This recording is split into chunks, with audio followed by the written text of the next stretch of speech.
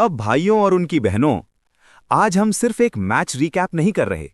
आज हम बात कर रहे हैं एक वार्निंग की, एक तूफान की, जो नवी मुंबई से उठकर पूरे क्रिकेट वर्ल्ड तक गूंज गया। बिल्कुल। 4 फरवरी 2026, वेन्यू डीवाई पाटिल स्टेडियम और match India versus south Africa.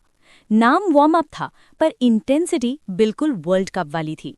अगर आपने मैच का पहला ओवर भी देखा होगा तो आपको समझ आ गया होगा कि इंडिया का इंटेंट क्रिस्टल क्लियर था। आज एक्सपेरिमेंट होंगे, पर डर बिल्कुल नहीं।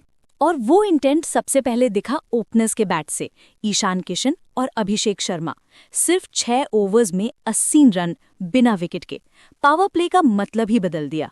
साउथ अफ्रीकन बॉलर्स को कोई चांस ही नहीं मिला सेटल होने का। हर बॉल पे अटैक, हर शॉट में कॉन्फिडेंस। बिल्कुल वार्म अप वाली फीलिंग नहीं थी। और ईशान किशन की इनिंग्स तो प्योर पावर हिटिंग का टेक्स्ट बुक थी। 20 बॉल्स, 53 रन और 7 छक्के। स्ट्राइक रेट 265, मतलब बॉल बाउंड्री के बाहर जाना जैसे रूटीन का हिस्सा बन गया हो।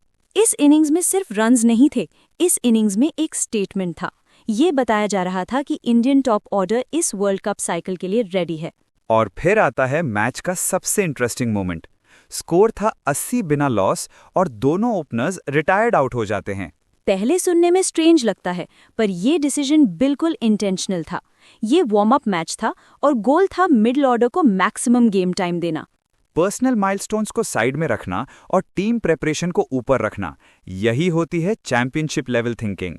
उसके बाद क्रीज पर आए तिलक वर्मा। इंजरी के बाद उनकी फिटनेस पे सबकी नजर थी। और तिलक ने आते ही क्लियर कर दिया कि वो पूरी तरह फिट हैं। 19 बॉल्स में 45 रन, नो रस्ट, सिर्फ कॉन्फिडेंस और क्लीन हिटिंग। मोमेंटम यहीं से और तेज हो गया। मिडिल ओवर्स में जहां नॉर्मली रन रेट गिरता है, इंडिया और एक्सेलरेट कर रहा था। फिर आता है मुंबई का अपना superstar Surya Kumar Yadav. Home ground, home crowd और वही famous 360 degree cricket. 16 balls, 30 run और शॉट्स ऐसे जो सिर्फ स्काई ही सोच सकता है। स्कूप्स, फ्लिक्स और अनकन्वेंशनल एंगल्स। क्राउड हर शॉट पे खड़ा हो रहा था और फील्डर्स सिर्फ नए नए पोजीशंस ले रहे थे। इस फेज में एक और नाम बहुत इंपॉर्टेंट हो जाता है, अक्षर पटेल। अक्षर का रोल क्वाइटली बहुत क्रूशियल था। 23 बॉल्स, 35 रन, स्ट्राइक रेट 152। ये इनिंग्स फ्लैशी नहीं थी, पर मैच विनिंग स्ट्रक्चर वाली थी। मिडिल ओवर्स को स्टेबल रखा और फिनिशर्स के लिए बेस सेट किया। और फिर आता है फाइनल एक्ट। एंट्री होती है कैप्टन हार्दिक पांड्या की। 10 बॉल्स, 30 रन, नॉट आउट और लास्ट ओवर में सीधा डिस्ट्रक्शन मोड। 3 लगातार छक्के, जैसे कह रहे हो बस काफी हो गया। इंडिया का टोटल पहुंच गया 240 रन, सिर्फ 5 विकेटों के नुकसान पर। अब जरा साउथ अफ्रीका के बॉलिंग अटैक की बात करें। पेपर पे रबाडा, नॉटजे, एनगीडी, सब डेंजरस नाम। पर ग्राउंड पे पिक्चर अलग थी। लेंथ्स मिस हो रही थी, प्रेशर बिल्ट हो चुका था और इंडियन बैटर्स ने पेस को पूरी तरह न्यूट्रलाइज कर दिया। नॉटजे ने 3 ओवर्स में 57 रन दे दिए और रबाडा भी काफी एक्सपेंसिव रहे। चेजिंग में साउथ अफ्रीका ने फाइट करने की कोशिश तो की, पर टारगेट बहुत बड़ा था। इंडिया ने बॉलिंग में भी एक इंटरेस्टिंग एक्सपेरिमेंट किया। टोटल 9 बॉलर्स यूज किए गए। हाँ, पंत और ओपनर्स के अलावा सबने बॉलिंग की। इससे टीम मैनेजमेंट को मैक्सिमम डेटा मिल गया। अर्शदीप सिंह सबसे डिसिप्लिन रहे।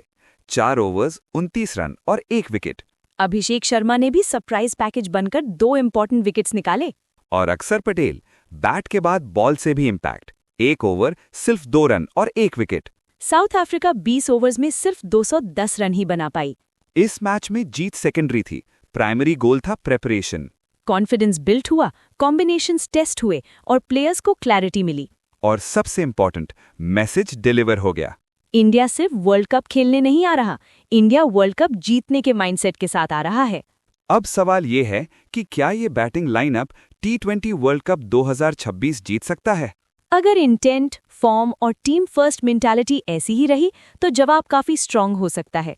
आपका क्या मानना है? कमेंट में अपनी प्रेडिक्शन जरूर लिखना।